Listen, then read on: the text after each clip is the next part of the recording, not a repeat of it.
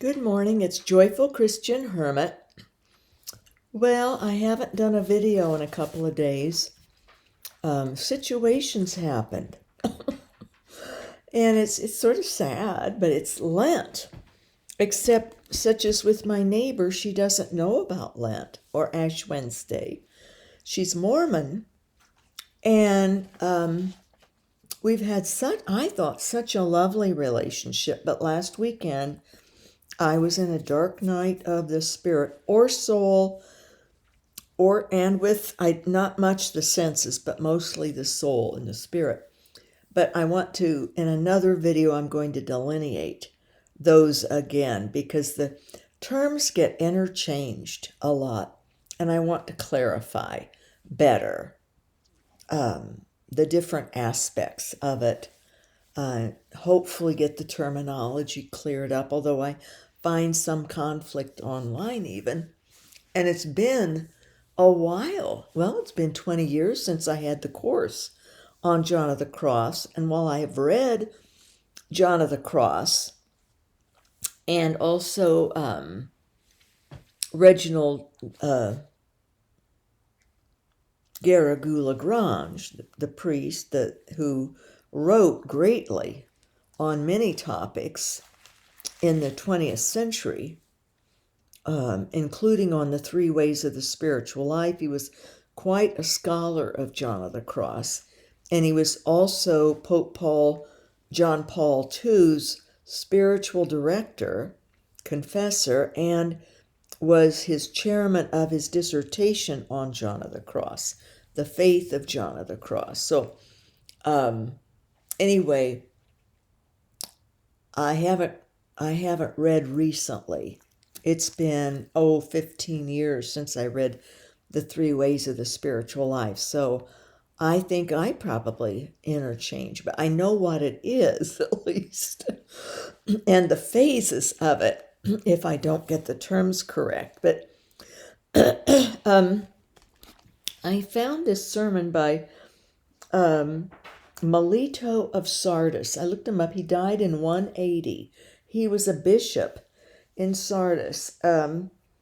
It's near Smyrna. And Eastern Church. He was really a foremost bishop in the early church.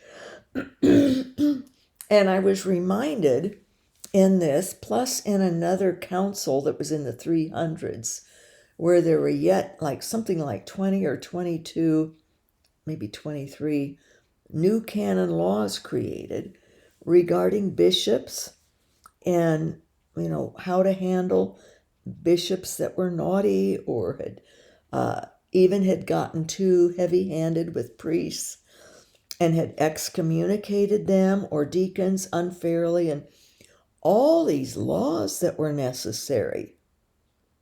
They felt, because of, by then, bishops doing bad things, being human, and taking the church in different directions because it kept growing and growing. So, and it had to get more and more organized because of that. There needed to be more laws to handle, basically, when people did bad things, holy people even. But Melito of Sardis was outstanding, but it's even said here that he's remembered for his work on developing the first Old Testament canon, putting together the books of the Old Testament into a grouping that we know now as the Old Testament. But it was just very interesting. I find it all interesting church history, and it's good for me to know about it, but it's sort of sad in a way also. But the bottom line is, with the saints that we know of, the holy people all through the 20 centuries now, is to keep our eyes focused on the spiritual. That's partly what a big problem was with I just lost all that. maybe I won't even go into it. Let me find it, try to find it again. But is a problem with the church, and why people get frustrated or upset is getting too involved in the temporal aspects. But that's the human part. See? So, we run into priests or bishops or even popes now and then who aren't to the ideal or the holy expectations that we would wish would be, and it can be very discouraging. But then we must look at ourselves.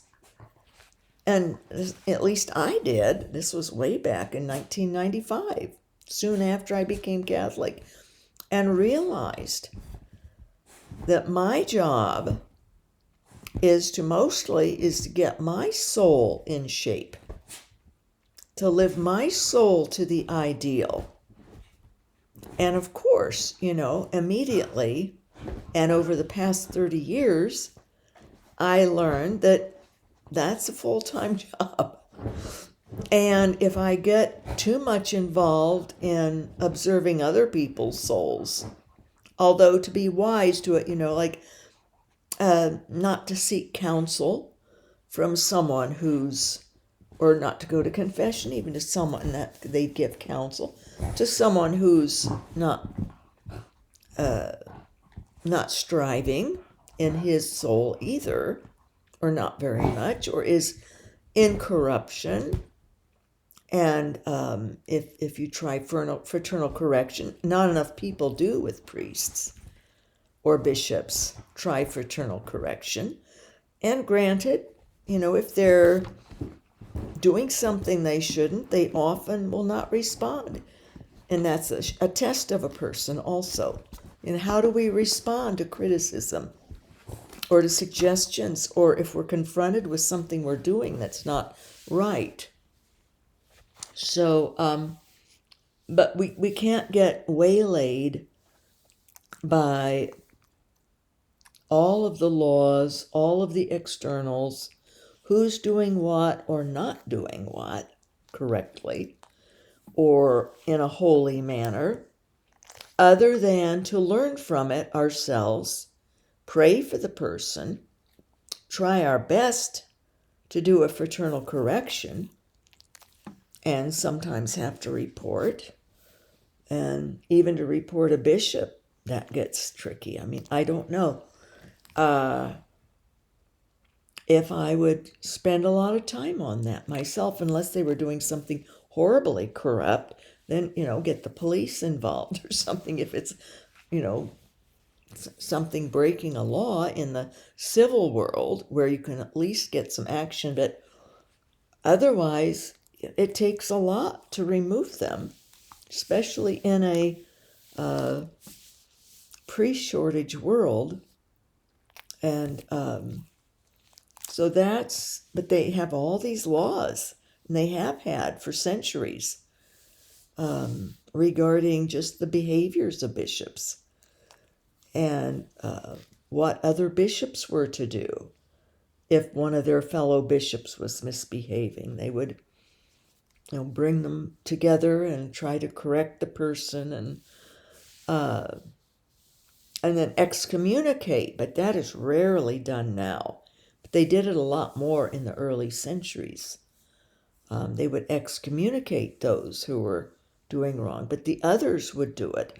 But even then, in the 3rd century, they would appeal to the Bishop of Rome. We forget, maybe, or I had, that bottom line, the Pope is simply the Bishop of Rome. And from history, from early times of the church, they considered the bishop who was in Rome, which was Peter at the time, not right away, but it was considered that he was the head of the church, the leader. Christ had him be the leader, and he was in Jerusalem. But Rome became very the main location for the church.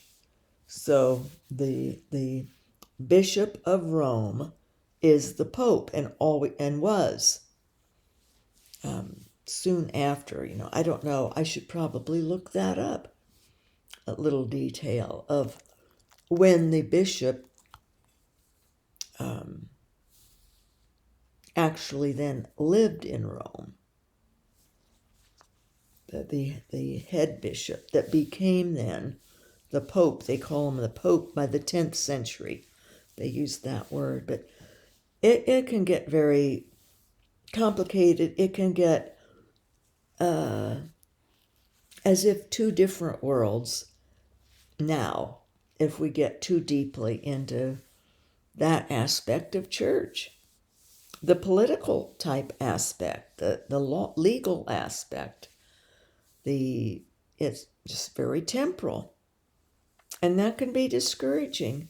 So, I don't know, my remedy has always been to stay focused on Christ, on the spiritual, on the scriptures, and keep my nose to the ground, holy narrow pathway, and try to live my life to a high degree of the ideal, of the Christian ideal. So, but this sermon here was good for Lent, I thought, because it talks about that Melito of Sardis wrote, probably back in maybe 150 he wrote it. And it was the mystery of the Lord's Passover, which is very good for Lent, of course. The Paschal mystery is fulfilled in the Lord's body, but he had already foretold his own sufferings in the patriarchs, prophets, and all his people. He had confirmed them with his seal in the law and the prophets. This unheard of and magnificent future had been prepared long before, long prefigured. The Lord's mystery has been made visible today, for both old and new is the mystery of the Lord. He goes through all the different ones who were in essence crucified, prefiguring Christ's passion, the mystery of the Lord's Passover. So we have Abel was put to death like Christ. Isaac was bound like him by his father. He was going to be killed. But his father knew or had faith that God would spare his son somehow, and God did. But the effect of this young man, Isaac, the boy, being bound and prepared to be killed, is what happened to Jesus. Joseph, sold like Jesus was. He was sold by his brothers into slavery into Egypt. Moses was publicly displayed like Jesus. David was hunted down like Jesus, hunted down by Saul and his men. The prophets who, like Jesus, were mistreated in the name of Christ. Jeremiah was thrown into a cistern, left for dead, and somebody went back and got him out. But eventually he was killed, still killed, in Egypt. He had fled and still got killed. Lastly, consider the lamb sacrificed in the land of Egypt, which struck Egypt and saved Israel by its blood. So we have other examples here of the mystery of the Lord was announced through the voice of the prophets. Moses said to the people, "You will live in constant suspense and live in dread both night and day, never sure of your existence." That's a dark night of the soul right there, and of spirit. And David said, against the Lord in David said, "Why do the nations rage and the peoples utter folly? The kings of the earth rise up And the princes conspired together against the Lord and his anointed. And the prophet Jeremiah said, I, like a trusting lamb, led to the slaughter, had not realized that they were hatching plots against me, saying, let us cut him off from the land of the living, so that his name will be spoken of no more.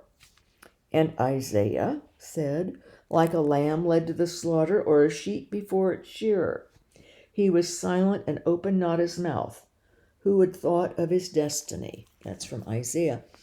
All of these statements from different prophets are reminders of Jesus and what Jesus said when he was being led to be crucified.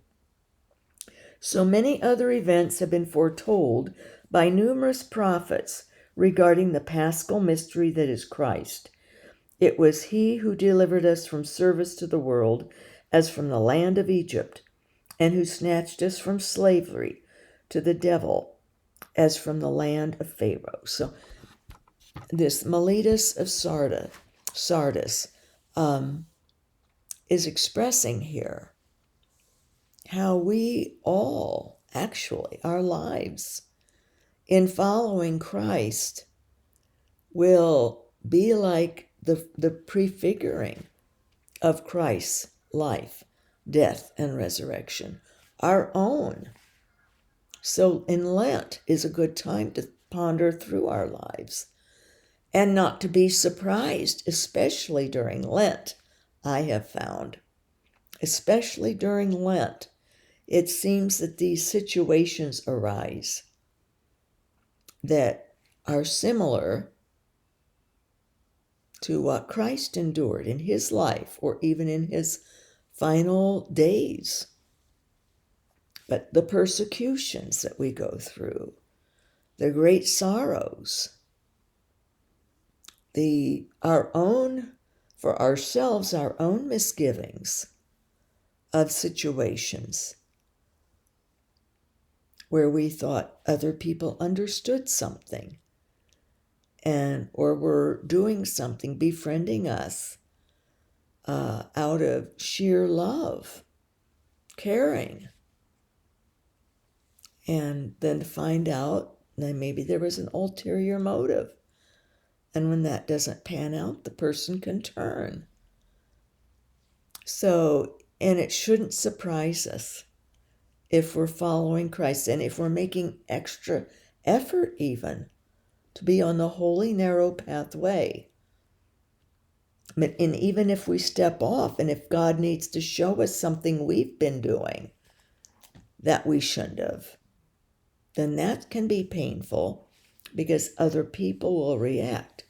And that's what has happened, at least for now, with my beautiful, wonderful neighbor who got me through my knee surgery recovery. It was a failure.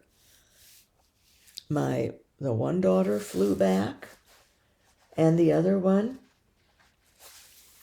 we didn't have anyone to take care of me. I didn't know anyone here. I didn't know that my knee surgery was going to be a failure. I didn't even know at the time when I was here after the surgery.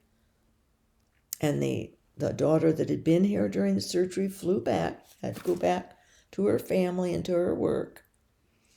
And the other daughter had to go to work. And I remember I was laying here in bed and she looked at me. It was getting in the afternoon. She said, I've got to go. She says, we need someone. You can't just be here. But I said, well, do you know anyone? I don't know. I didn't know anyone here. I didn't realize how bad it was going to be. I was told I only needed someone for a couple of days. And this was like the 4th day after the surgery. But we didn't know my knee surgery was a failure. I couldn't get up. The pain was overwhelming. And I didn't have enough pain medication to handle it. was a Sunday when everyone left. Well, the other one had left, I think, on Friday morning had left. And a grandson was with me off and on Saturday, and the other daughter would stop in. But so it was a Sunday afternoon, about 4 o'clock. I was just in here. I couldn't get up to get anything to eat, or I couldn't even walk as far as the half bath. So my kids had put the commode right by my bed, the one that I had needed for my extreme spine surgery 6 years ago this summer. So because I couldn't walk that far. I could get up and just right around the corner here, right beside the bed, go to the bathroom. Other than that, the dogs were boarded. And I didn't think, I probably did think something's wrong, but I didn't know. I had called the doctor's office. Oh no, you'll get better, you should be able to get up. And they tried to act like I couldn't handle pain. But no, my surgery was a failure. That's why it was so painful. No one could have been on their own with it like that, no matter how strong of will they were, as it turned out, with it being a failed surgery. But they didn't even catch it at 2 weeks. But the neighbor, they had moved in the year before, but I didn't really know her. She'd gotten my phone number from me early on, and we'd had an interesting conversation. I think it was in the winter prior to my knee surgery that summer, which would be 2 years ago this summer.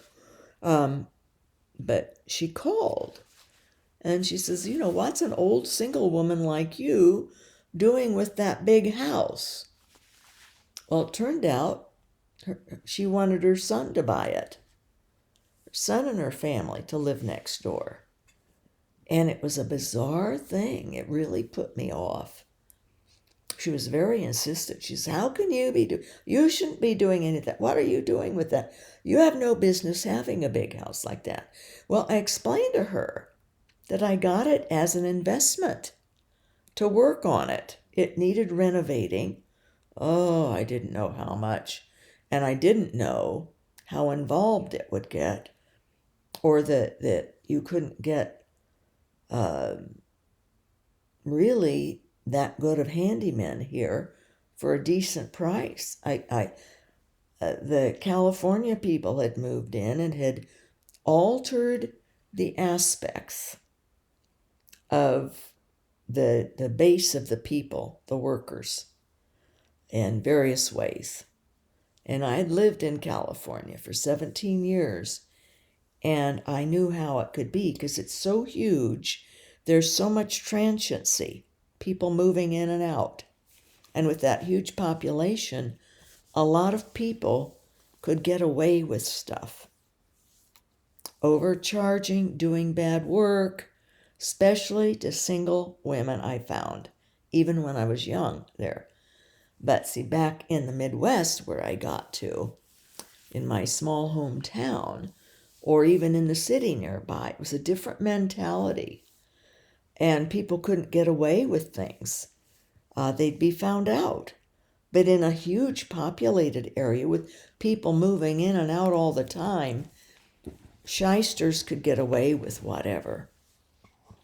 And, especially if you're new to an area and you don't know the people or get in a lineup of knowing who to trust.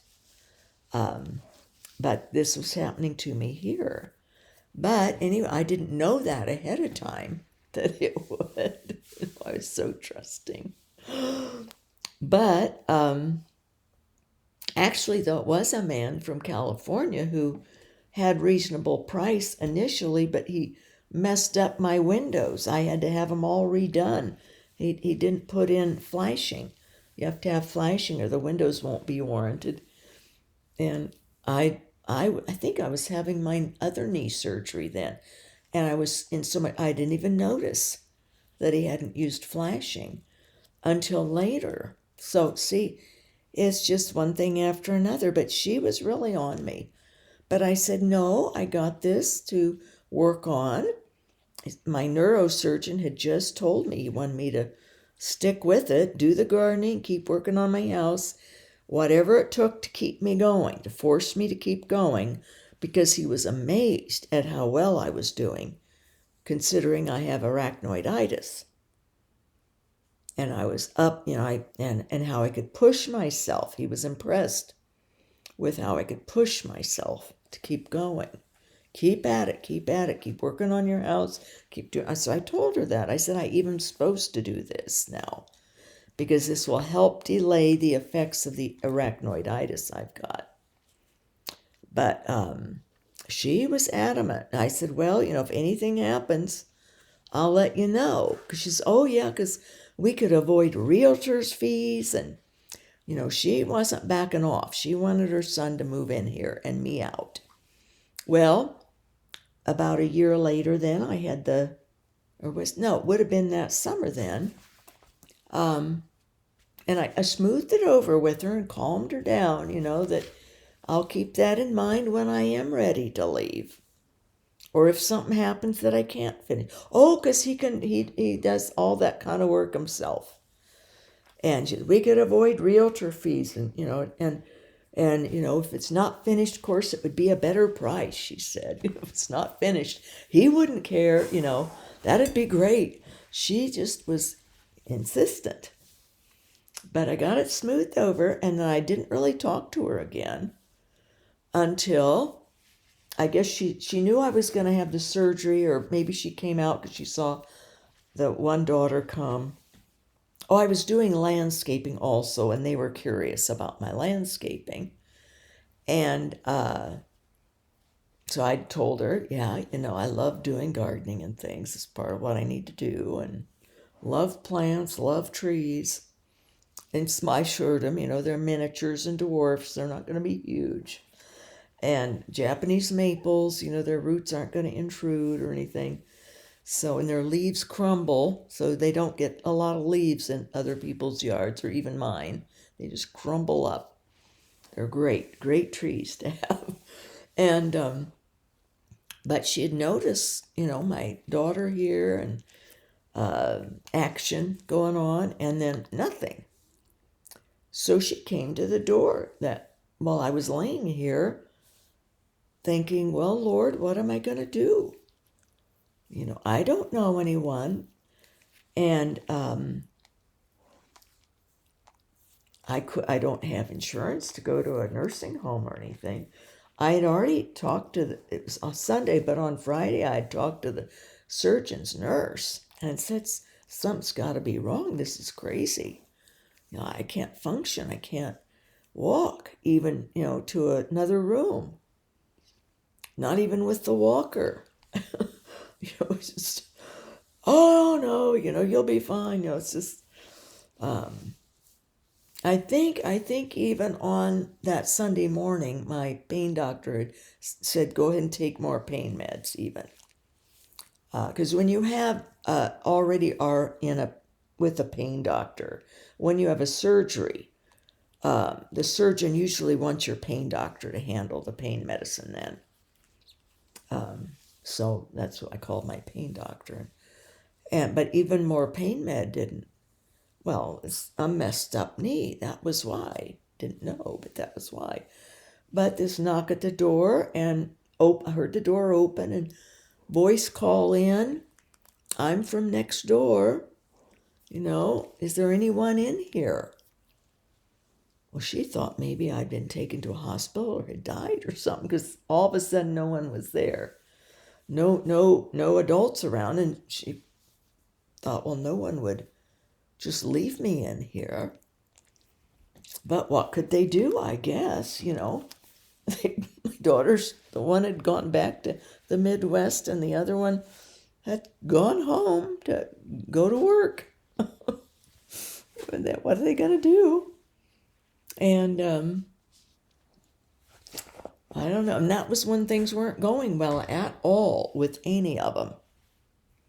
the sun had already cut me off half a year by then. So she came in and said, "You're in here? Well, what are you going to do?" I said, "I don't know." She says, "Well, you can't even get water to drink." I said, "I know." "Can't get anything to eat?" I said, "I know." And I said, it's, so she helped me. I needed even the ice machine. I couldn't change that. And it was already needed ice. It's already getting warm, which would make my leg even worse with the swelling and stuff, because the ice machine ice pump keeps it cooled. So she helped me. She nursed me for 5 weeks. She would come over and change the ice. We became very good friends. She even said, "I'm glad this happened because, I really needed someone. I really, because we'd have great conversations." And I started paying her, of course. I think it was $200 a week I paid her for coming over. And she'd bring me food. Oh, her wonderful cooking. And things that I had. I mean, my kids, I had stocked up. And my kids had, left things in there. My eldest daughter had gotten a few things. And so it worked out beautifully. And my daughter did take me at 2 weeks to the PA. I never did see the surgeon for 8 weeks. And by then, I think, did I drive myself? No, maybe, I know, I think my daughter took me then also. But the PA had no clue. My knee was all huge and red, and he was too busy talking about himself. Seriously. Trying to fake it like he was the doctor. I knew he wasn't, but he's such an egoist. Loud, and we had already waited an hour because you could hear him talking to, just yapping about himself to someone else. But anyway, that whole doctor and his PA was a disaster for me. But anyway, we'd been friends ever since. And she helped me through when I had the terrible gut attacks. I would ask her to drive me places because the daughter's working or gone a lot. And I didn't have anybody else, except the young man. He often off and on would take me places. I always pay, not a lot. If they take me to a doctor's appointment and then go run errands, or I always give them $20. It would be if I couldn't, or if it was like when I had the spine injections where I had to be driven home because I was lightly, I don't know, sedated or something, not safe to drive. It's their thing. You had to have someone bring you and someone take you home. But she would run errands while I was there. And, oh, great, I'll go ahead and run errands. I'm in this area that she wanted to be. And I'd pay $20 every time, which wasn't a lot, but, she didn't even want it at first. I said, "No, please, because it's your gas, it's your time, your inconvenience, and I'm grateful. I don't have anyone else." And because if the other person was not available, and it became that we just enjoyed each other. And I said, "Keep it," because I'm a chronic case. It's not like it's just once, ever. And then I have a husband who will take me the rest of the time. And when she could, my daughter would. But that wasn't often. I mean, she works and works and works and travels. So, and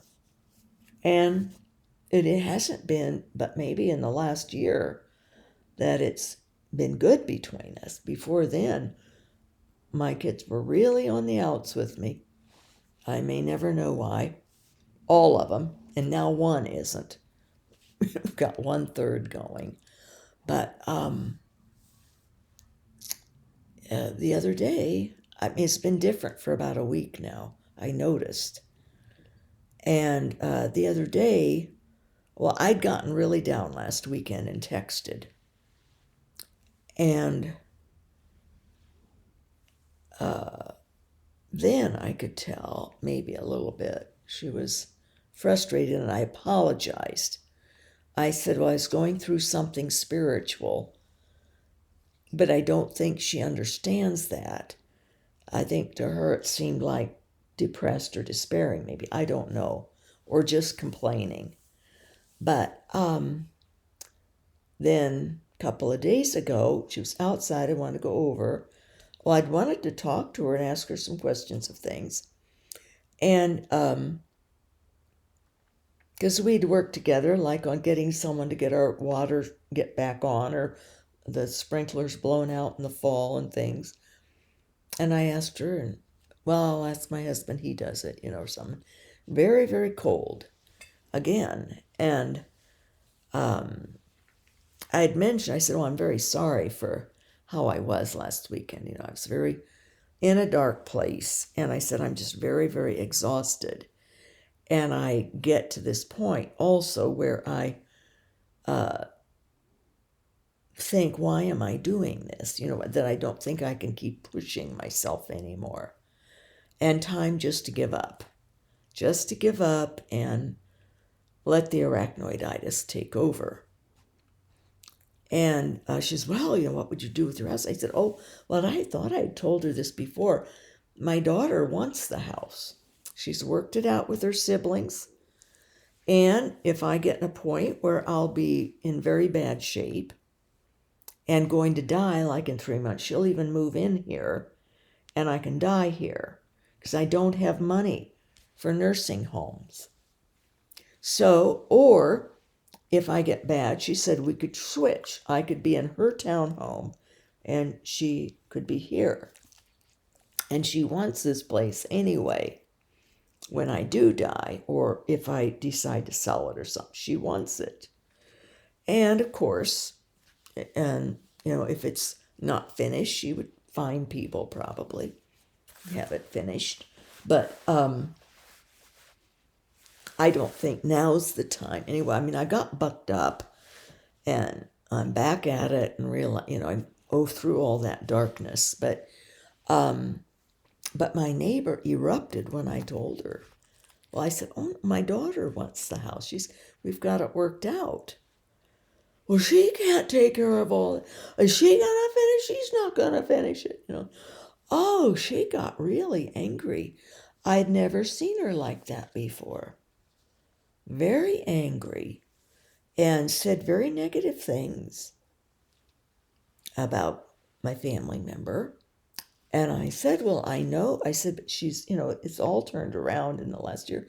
And I said, I said, she knows people, and I said, or she'd live in it like me and work on it bit by bit.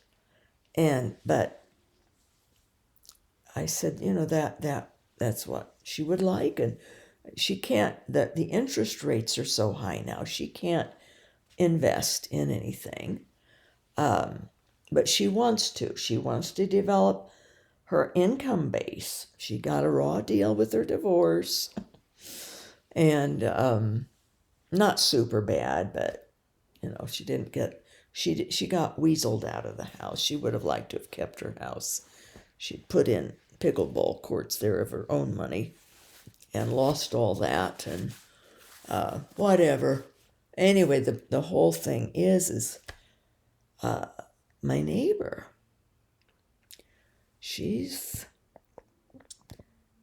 I realized, well, then I texted her after that exchange in person, and I said, I'm so sorry, I've really been a drain on you and a burden, because I thought, well, maybe it's partly that too. But she wrote back, or she wrote to me then and says, no, she says, you never asked me to do anything for you. You never asked. See, she's feeling like, why did she do all this? What was the point? No, I don't ask. I wouldn't have imposed on anyone. I was just laying in here after, and just thought, well, I'll just die in here. That's what am I gonna do? Oh, not afraid of death. I wasn't looking forward to it. It would be, dying of dehydration. But what you gonna do? Oh, I suppose maybe I would have gotten a hold of the young man and had him bring some food or something, get me some water, bring some water and put it by the bed that I could reach. But but God provided. But I don't know if this is going to be a permanent situation. I sort of think. I don't know. I've never seen her like this, or if something else is bothering her. But I don't think.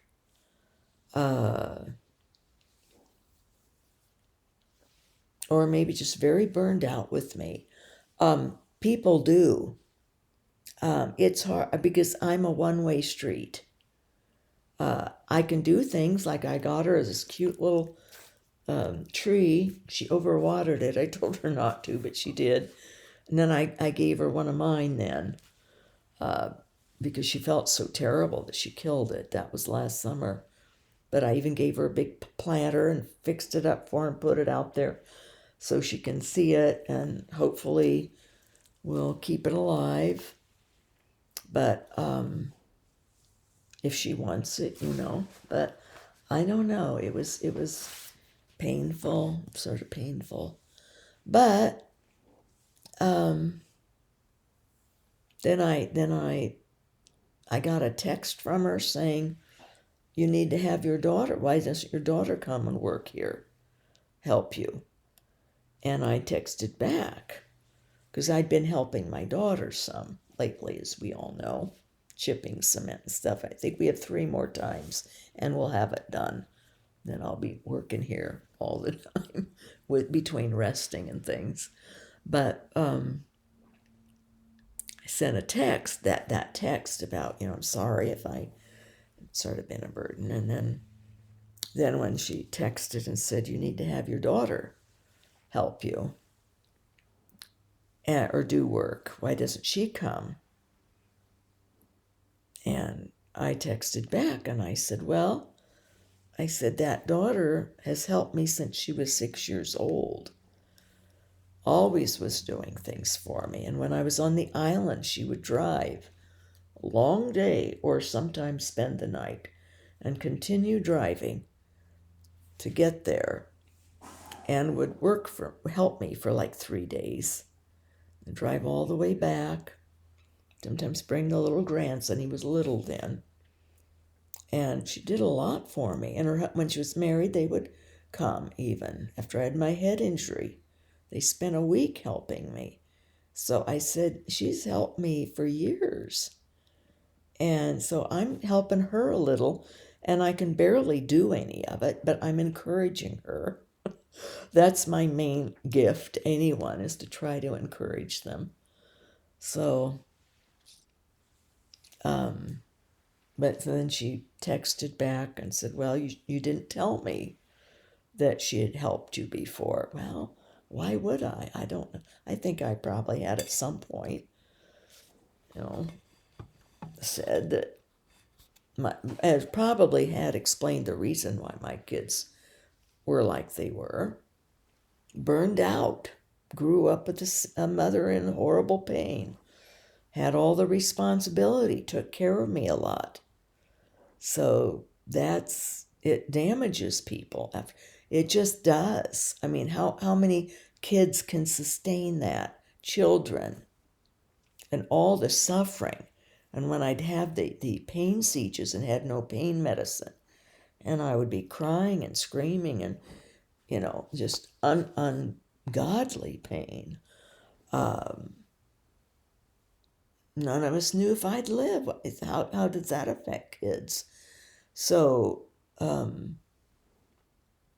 it's just, I had no pain meds in the Midwest. So it's different now. And the pump has taken away the horrible spinal headaches that I would get, the terrible, they weren't the sieges I would have that were horrific, horrific. Somehow this pump interrupted those. I got other things from the pump, but it's helping me, definitely. Had it in for 5 years, and it's been a godsend. Grateful for it. Isn't it sad to think how grateful we could be for medication that other people say is terrible? It's what's keeping me alive, keeping me going. But yeah, so it's hard when things happen. But when we think about, the Lent, and we think about the, I don't blame her, She evidently thought that there would be a return on her generosity, her friendship, her helping me, sharing food with me. I loved it. Oh my goodness. She's a great cook. It's wonderful. I haven't ever had, I can't remember a friend like that who could even tolerate me too, even the pain issues. Very patient with me on that. It's not easy for people to cope with someone in pain. It's very, but that's what happened. Just like that. We'll see. We'll see if it turns around at all. But I think it's great that my daughter wants it. And it would be great for them to have it, because right now they're hosting two national pros, and she's got this tiny little townhome with the tile off the floor, except one area has tile. And that was the problem. Whoever had done that place, that townhome, had put two different tiles together, and she wanted to upgrade it, have it all the same tile, plus tile down the hallway instead of the worn out carpet, and light tile in the bathrooms instead of this icky, dark, ugly tile. And to make those little things seem bigger, well, who's the mother? I'm always doing stuff like that. Was always, as far back as she can remember. Even in between being sick, I would, if I'd get into a place, usually by accident. This one was the one that was intentional, to see if I could improve it and then sell it, and finally have enough money. I would feel comfortable then that I could be in a nursing home for the end of my life. Does that, or even in my home and have somebody come in. But I didn't think it would be so hard to connect. But this area is just populated so much. It's not as neighborly as the Midwest, put it that way.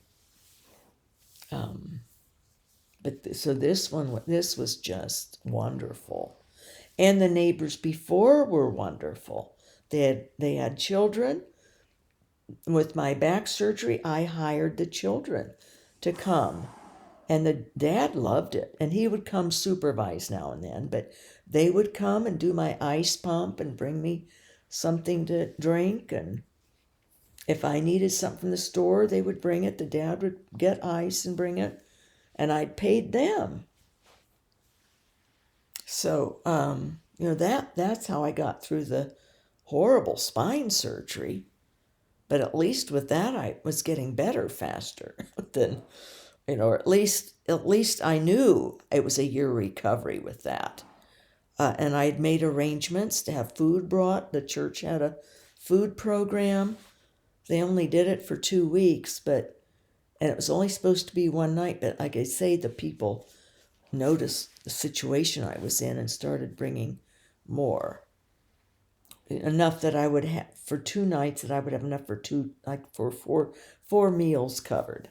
I'd have food to eat. And I made it stretch further because I don't need a lot. Not hungry.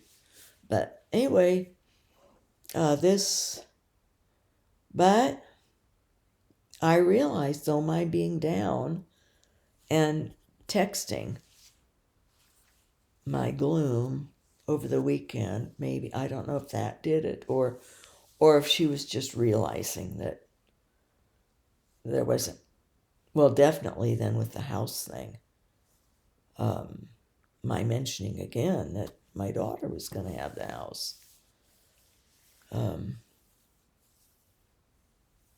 There's other places, they haven't come for sale. Well, this one on this side came for sale, but it's small.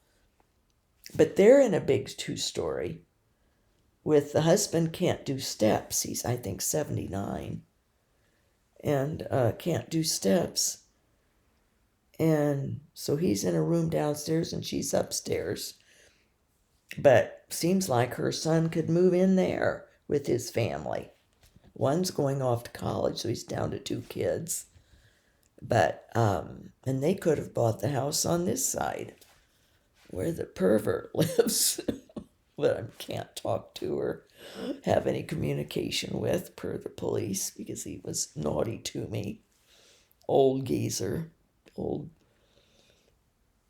And the wife enables him. So, so anyway, yeah, I mean, but somehow she was determined. She obviously still wants this for him. And I hate to think it because I'm always hoping Jesus will come soon.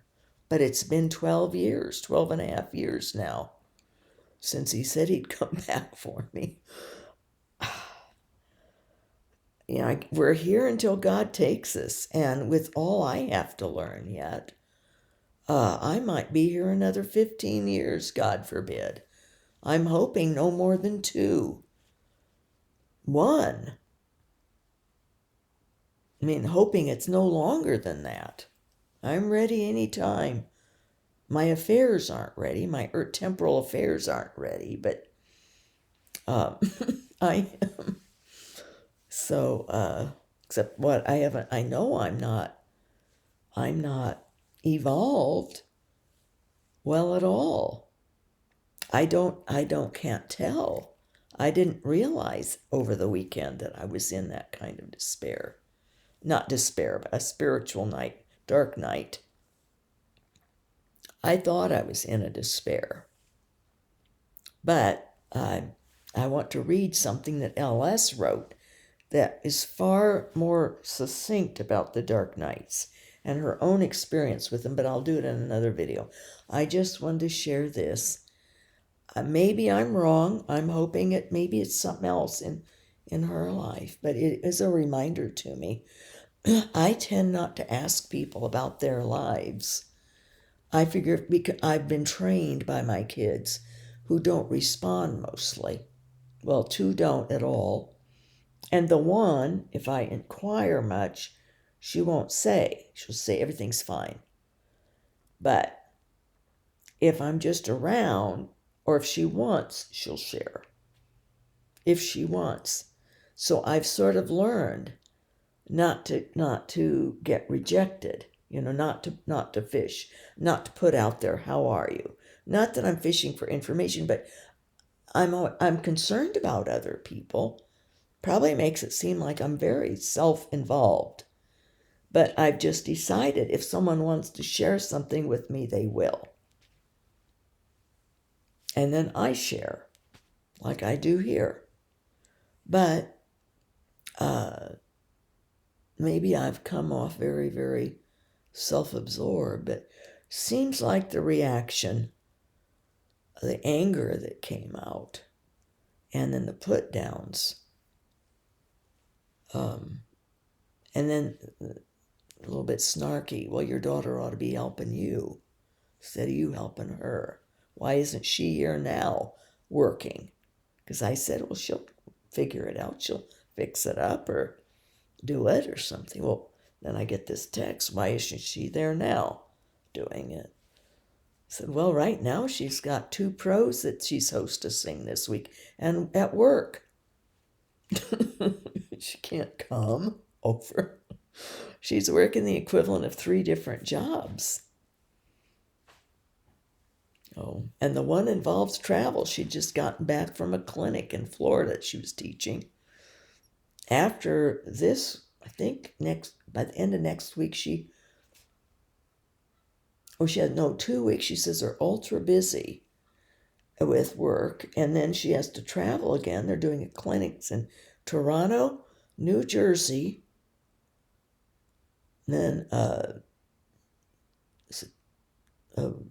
something in Cincinnati, New York Open, the end of May, so, but that wasn't the point. It was a put down. It was anger, angry at the daughter but my place is in a trust, and she's in the trust, and my other 2, but she's worked it out with her siblings already. The house will automatically be in whoever in the trust. The other 2 will do a quit claim deed,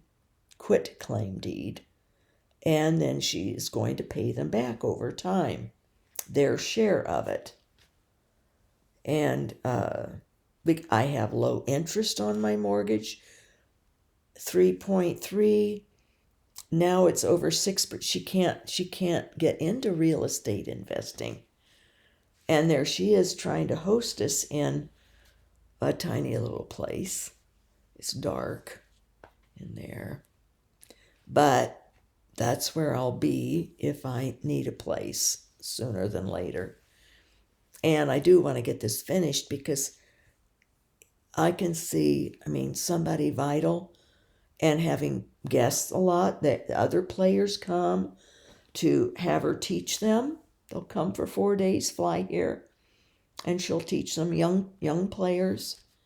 And her friend is also a coach, and they do this, they call it intensive training for pickleball players, and host them, put them up.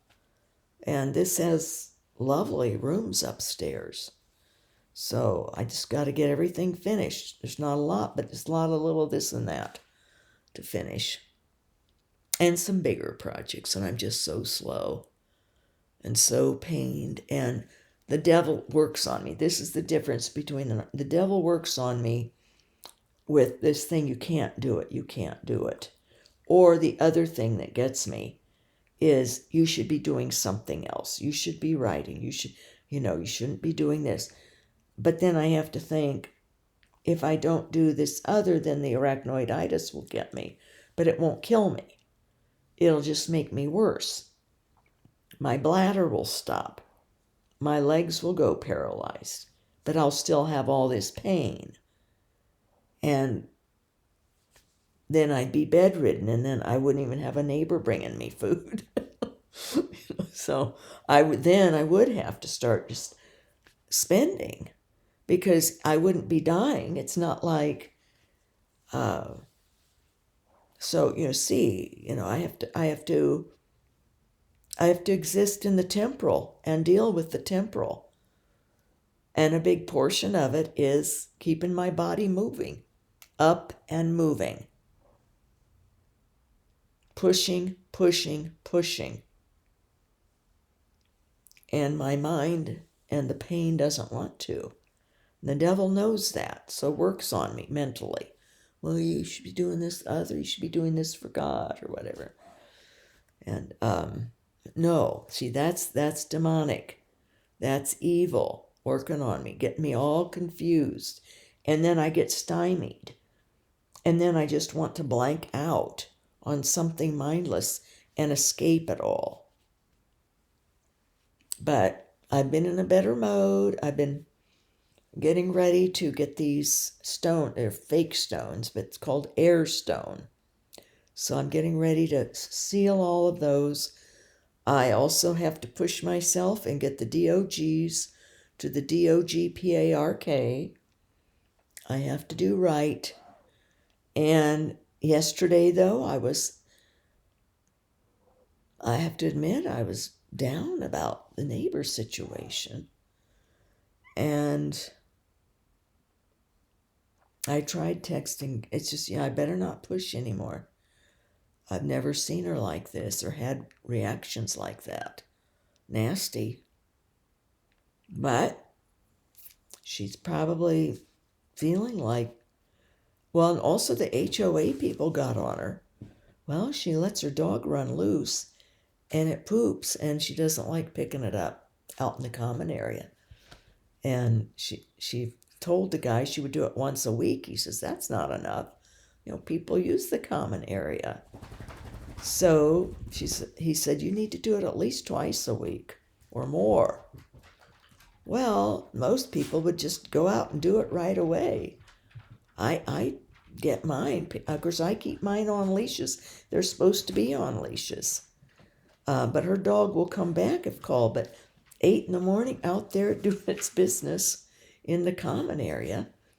And she's not out there supervising or see, they're supposed to be with their dogs. But then they put a sign up and that made her mad. And put little bags by it. And then he put flags in each pile of poop out there. And she says, well, it wasn't even my dog's poop. It looked too small to be my dog's. But it's over in the area where her dog always goes. But, so that she was angry about that. And I did feel bad because I know what it's like to have the HOA on you.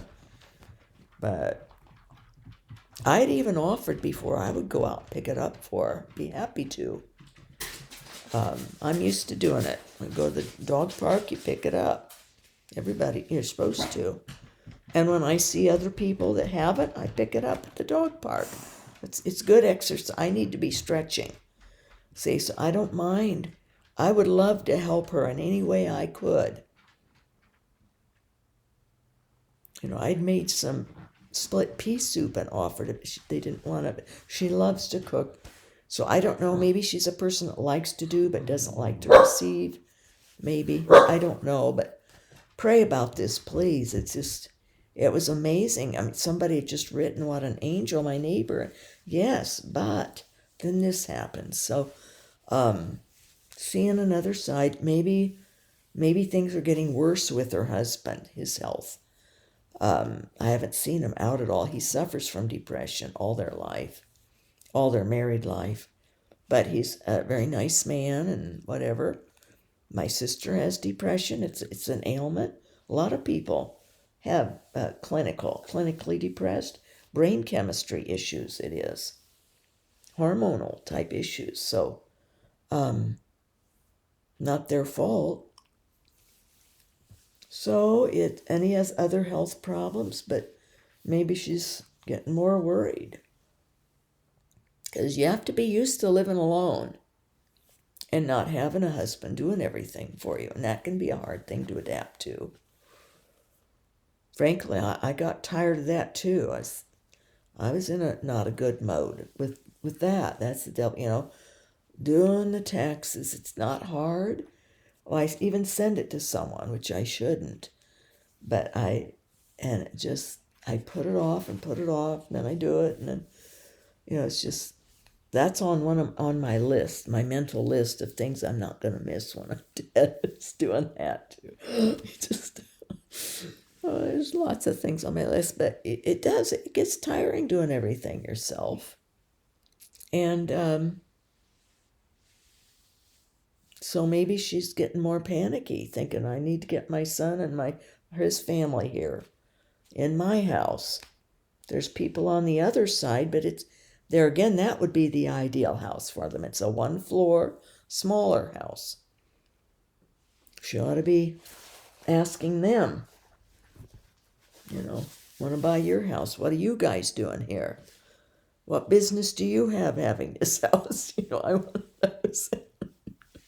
And I'm younger, but I look older. So I think she thought I was a lot older than I was. But still, it's not typical for someone to do their own work. But she's been very encouraging all along with my work then. So something's happened recently that she really... And I'm worried that maybe it was my dark night that I texted. My gloom. I was put out, frustrated with things in the world going on, the ugliness in the world,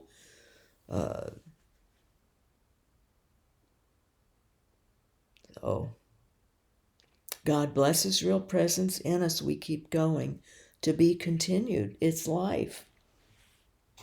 But I never asked about it. I've even with my illness this winter, I was down to the nub financially that month, but I paid her $168 in a check, and then every time they would go to the grocery, she would text, "You need anything?" and I'd have her get me stuff.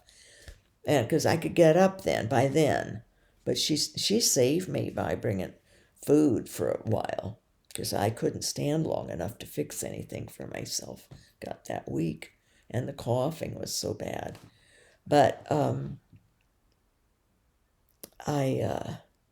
would always add extra on. If the grocery bill was $60, I would give her $80. I still had cash from selling stuff. So, I try to be generous back because I can't do what she does. See, I couldn't then. And it's all I can do I'm inching my way through even straightening around in here. Back down on bed. I'm nauseated again today from pain. I didn't take the extra pain med. I thought, see if I can go without it, but I can't. My body's just worse. The pump maybe needs to be increased, the flow of it or something. We'll talk it over with the pain doctor at the end of this month when I get it refilled. So, this is life. I'll just keep praying for her. But see, we don't have the same kind of faith. So there isn't that kind of a bond where I can talk to her about Lent, that maybe there's something going on in her. Well, I think there is. It's whether or not you believe it or not, Lent's still happening. God is still operating. And Lent is this preparation before Easter. And it's become a season in the church. And I think God is pleased with that season because he puts us through our paces in Lent. I've known it even before I was Catholic. I would sense it. But as Christian in other churches, I knew about Lent at least. But the Mormons don't have Lent or Ash Wednesday. They don't know what that is. So I can't approach it even with that. We can't communicate at that level. And I guess that's a big chunk, isn't it? That's a big thing to not have the same base of Christian understanding, although they have wonderful goodness and they believe in Jesus, not the Holy Spirit. But Jesus is in a slightly different mode. So as far as the belief system's not the same theologically at all as Christianity. So, but some crossovers. Obviously, they took a lot from Christianity back in 1828. And Joseph Smith added on more in the next 10 years after that. So, not Joseph Smith, Brigham Young. He embellished the Mormon religion more. It's a made-up religion. So, but with ties in Christianity and in fiction and with the Masonic, a lot of Masonic rites are in it, imitated. So, Masonic temple. So, thanks for prayers. And have a beautiful day. We must. We will. Christ is in us. And God is having this for some reason. But we don't know what will happen. Something could happen to them before me. We never know. So, but people get these ideas and these plans. And cling to the plans. It's good to have plans. But as I have learned with my body, it's a grace of suffering, is you just never know. I'll never know, if I'm going to be able to even get the stones on the front. We don't know from one day to the next or 1 hour to the next. And some of us more than others. We don't know how our body's going to be. Or in some people's cases, their minds. Or their emotions, if they have depression or mental illness. A little concerned about my friend in the Midwest, my dear spiritual friend, Catholic friend, who has inherited paranoid schizophrenia, and she's on medication. But I've noticed lately a couple of differentiations in some texts that I'm a little concerned about. I might need to, I don't know if I should try to get a hold of her husband and say, have you noticed anything? Because 2 years ago, her medications got messed up. So messed up that voices were talking to her, and she wouldn't have otherwise, but tried to take her life. So he has to watch all the time, be careful. Make sure her medicines had become out of whack, and they didn't recognize it. He didn't notice in time, or how severe it was. So that was scary. Everybody's got something. Pray. We got to pray for everyone. And love. Pray, love, forgive, and live our lives.